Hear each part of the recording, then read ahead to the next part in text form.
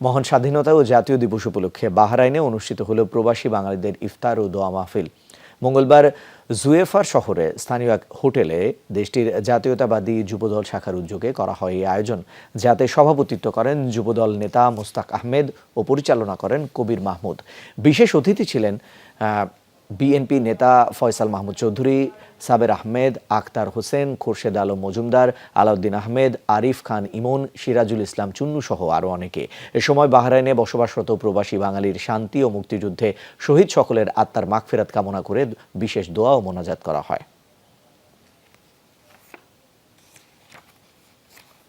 মহান স্বাধীনতা দিবস উপলক্ষে বাংলাদেশ জাতীয়তাবাদী যুবদল কর্তৃক আয়োজিত আজকের এই ইফতার ও দোয়া মাহফিল, আজকের এই অনুষ্ঠানে আপনারা এসে আমাদের অনুষ্ঠানকে সুন্দর ও প্রাণবন্ত করেছেন, তাই আমি সকলের প্রতি কৃতজ্ঞতা জ্ঞাপন করছি।